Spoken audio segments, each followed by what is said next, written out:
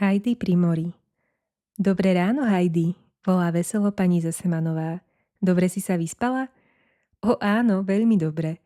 Klára je už určite dlho hore.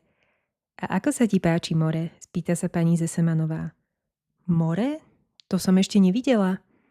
Ako je to možné? Stačí, keď rozhrnieš záclonu a máš ho pred sebou. Práve preto som prenajala tento domček. Tu budeme bývať počas nášho pobytu v Nice. Heidi vybehla na balkón a nadšene vykríkla.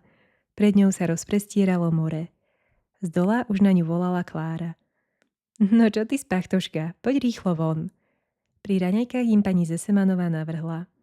Dnes si pozrieme Nice. Poponáhľajte sa, objednala som koč, možno nás už čaká pred bránou. Dievčatka sa rýchlo vychystali a skackajúc zišli po schodoch. A naozaj, koč ich už čakal. Morský Vánok sa pohrával s vláskami veselo švitoriacich dievčat. Cestou im pani Zesemanová kúpila v stanku klobúčiky. Heidi a Klára si mohli vybrať ten, ktorý sa im najviac páčil. Obe boli úplne uveličené.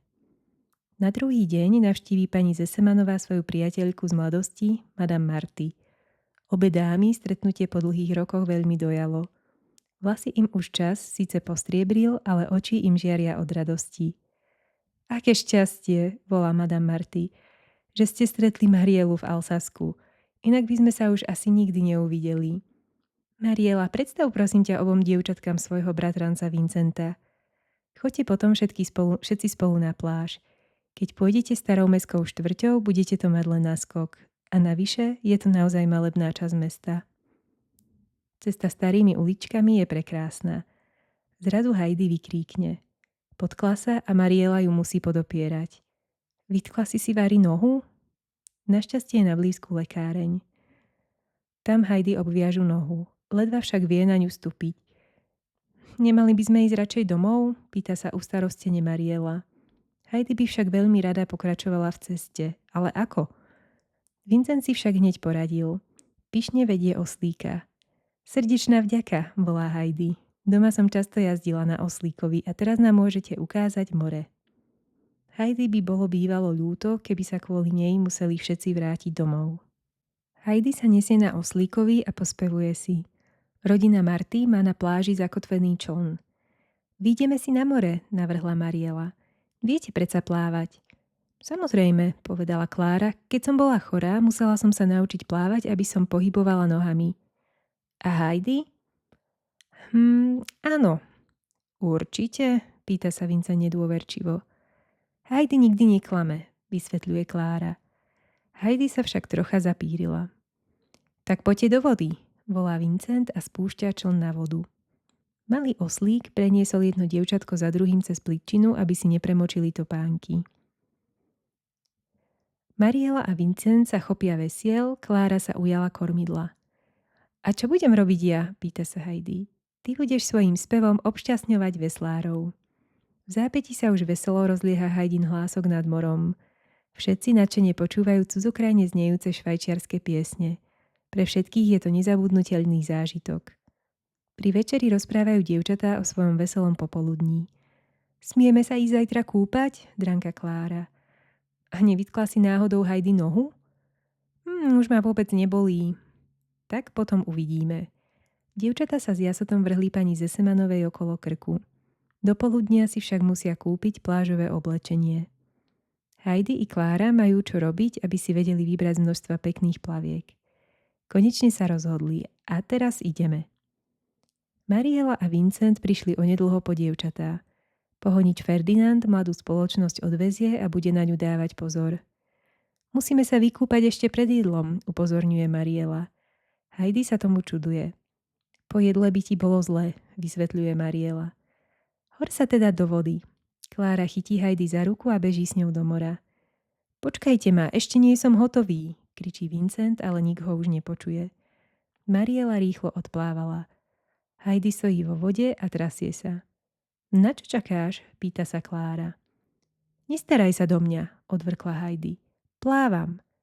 Heidi pohybuje rukami, robí pohyby ako pri plávaní a pomaly stráca pôdu pod nohami.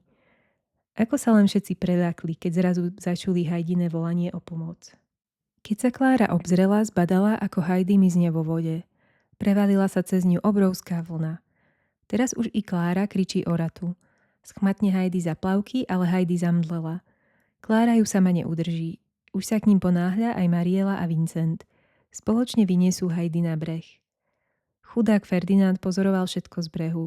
Je veľmi rozčúlený. Pribehnú aj obyvatelia blízkeho domčeka.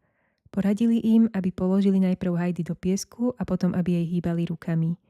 O chvíľu už Heidi dýcha a pomaly otvára oči. Kamarátky ju vyutierajú do sucha a snažia sa ju zohriať. V domčeku, ktorý je naozaj na blízku, ju uložia do širokej postele. Dievčatá sa o ňu dojemne starajú. Netrvá dlho a Heidi už je úplne v poriadku. Prečo si povedala, že vieš plávať? Pýtali sa obe. Tak veľmi som sa chcela povoziť v člnku, priznáva sa Heidi. Keď sa pani Zesemanová dozvedela, čo sa stalo, veľmi sa preľakla. Heidi musí odteraz chodiť každý deň na hodiny plávania. Musí to byť Heidi. Aj u nás sú jazera a rieky. Len si predstav, čo by sa stalo, keby si náhodou spadla do vody. Heidi má teda učiteľa plávania. Po týždni už vie plávať. Všetci kamaráti jej gratulujú. Heidino plavecké majstrovstvo treba osláviť. Pani Zesemanová prenajme rybársky čln. Zavčas rána príde po našich priateľov rybár zo Saint-Tropez. Čln namieril k ostrovom ležiacim nedaleko pobrežia. Plaví sa z prístavu do prístavu. Nakoniec ukáže rybár hosťom svoje rodisko Saint-Tropez. Upozorní ich na domy na pobreží a vraví: Pozrite sa, aké je to tu všetko pokojné. Heidi často písala domov a aj ona dostávala samé dobré správy. Dnes jej však napísala Brigita. Ujec z Poľany je chorý. Na nešťastie je i doktor odcestovaný. Robím si starosti. Radom skončili pre Heidi a jej kamarátov pekné prázdniny. Rýchlo beží Heidi za pani Zesemanovou. Stará mama, deduško ochorel. Cítim, že ma teraz potrebuje.